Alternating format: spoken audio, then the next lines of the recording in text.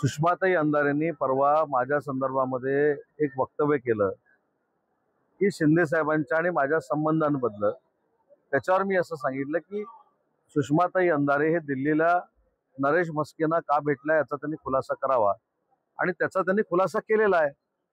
पण मी बोललेलो माझ्या बाबतीतली बातमी खोटी आहे आणि त्या भेटल्या आहे त्यांनीच खरं म्हणून सांगितलेलं आहे. ते कशासाठी भेटल्या, का भेटल्या मला माहित नाही. माझ्यासाठी सुषमा अंधारे ताईंचा विषय संपलेला आहे. माझ्या निष्ठेचं प्रमाणपत्र द्यायची कोणालाही आवश्यकता नाही, परंतु त्या माझ्या एक महिला भगिनी आहेत. माझा त्यांच्याबद्दलचा जो विषय आहे तो संपलेला आहे. त्यांनी किती आता पोस्ट टाकल्या तरी मला काही फरक पडत नाही. मला त्यांच्याबद्दल आदर आहे. मी असं सांगितलं की माझ्यासाठी सुषमा अंधारे ताई हा विषय टीका टिप्पणीचा संपलेला आहे.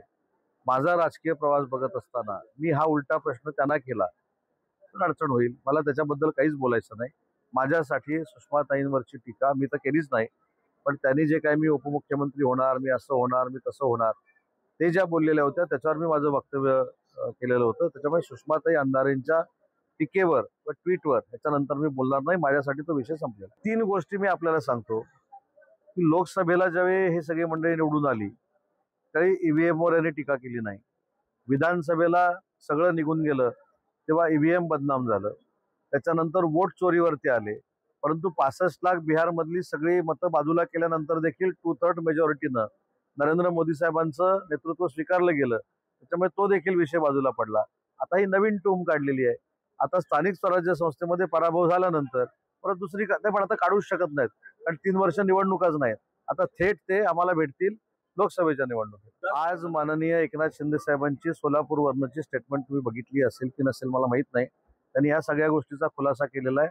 त्यांनी हे शब्दप्रयोग युबीटी बद्दल केलेले आहेत हे त्यांनी स्पष्ट सांगितलेलं आहे, आणि ते हे शब्दप्रयोग युबीटीसाठी अनेक दिवस करतायत हे तुम्हाला माहित नाही. जयकुमार गोरेंचं स्टेटमेंट मी सोशल मीडियावरनं बघतोय किंवा फेसबुकवरनं बघतोय. नक्की ते काय बोललेत मला माहित नाही. ते बोलले नसावेत, पण जर बोलले असतील तर त्यांची पहिली टर्म आहे हे त्यांनी लक्षात घेतलं पाहिजे.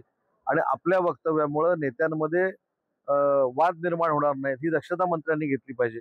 त्याच्यामुळं जयकुमार गोरे साहेब बोलले असतील असं मला वाटत नाही, पण जर बोलले असतील तर एवढ्या मोठ्या नेतृत्वावर बोलण्यासाठी जयकुमार गोरे हे पात्र आहेत का हा देखील विचार केला पाहिजे. त्याच्यामुळे माझे ते मित्र आहेत. नेत्यांवर टीका आणि आमच्या नेत्यांवर टीका केलेली ही सहन कोणी करणार नाही. त्याच्यामुळे जयकुमार गोरे हे बोलले नसतील, त्यांच्या तोंडामध्ये घातले असेल, परंतु जर बोलले असतील तर ते योग्य नाही असं माझं मत नाही. मला आपल्याबद्दल देखील फार कमाल वाटते.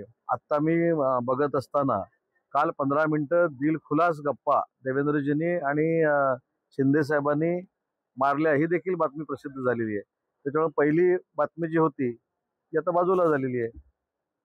आपण पहिली सकाळचीच बातमी विचारली, रात्रीमध्ये हे घडलंय ना.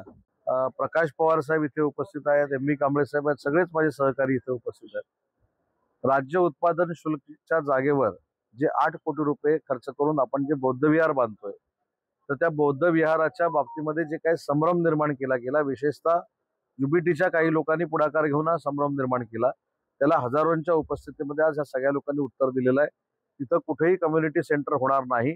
तिथं देशातलं सगळ्यात चांगलं देखणं बौद्ध विहार होईल हे पुन्हा एकदा या मेळाव्यातनं आम्ही स्पष्ट केलं.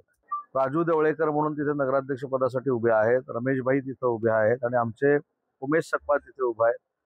मी जास्त काही बोलत नाही, परंतु उमेश सकपाळ यांचा भाजपा शिवसेना म्हणून युतीचा उमेदवार म्हणून विजय नक्की. जर युबीटीचे पक्षप्रमुख आणि राजसाहेब एकत्र येऊ शकतात तर भास्कर जाधव आणि रमेश कदम काय येऊ शकत नाही. टाइम्स डिजिटलला लाईक करा, सबस्क्राईब करा, शेअर करा आणि बेल आयकॉन दाबायला विसरू नका. पाहत रहा टाइम्स डिजिटल.